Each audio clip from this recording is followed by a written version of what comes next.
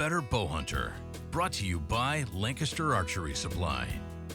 Hey everybody, PJ Riley from Lancaster Archery. On this week's Better Bowhunter segment, we are here, of course, with Zak Kurtzhals, president of Hoyt, and Zak, torque tuning. So this is something we know well in the target world, but you're saying this is something hunters need to think about as well.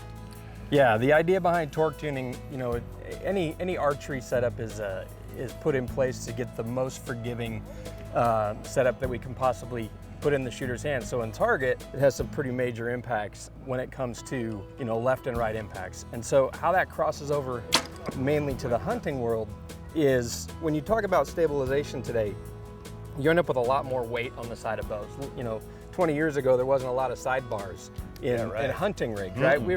We saw them in target, but not in hunting rigs. So the more weight that you get set off the side of the bow, the more likely that you end up with torque that comes from aiming up or down. And the easiest way for me to show you that is just by holding this bow here and just letting it sort of rotate, right? So a downhill aim wants to torque the bow to the right, and then an uphill aim has the opposite effect.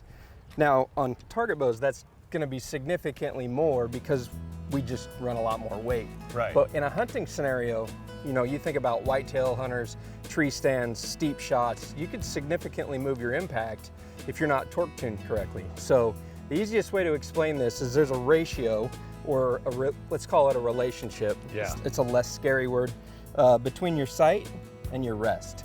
And when you torque tune, you draw the bow back and shoot your arrow.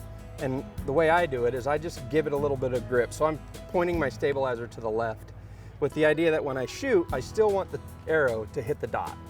And so if it doesn't, if the arrow hits left of the dot that I'm aiming at, then what I need to do is I need to increase this relationship, or I need to spread these apart. So on a target bow with a slider sight, I can push the sight out. With an overdraw, I can move the rest back. But ultimately what I'm trying to do is I'm trying to get those further apart. If I input that torque and the arrow hits to the right, I need them to get closer together. Gotcha. So it's one or the other, and you just kind of got to play with it.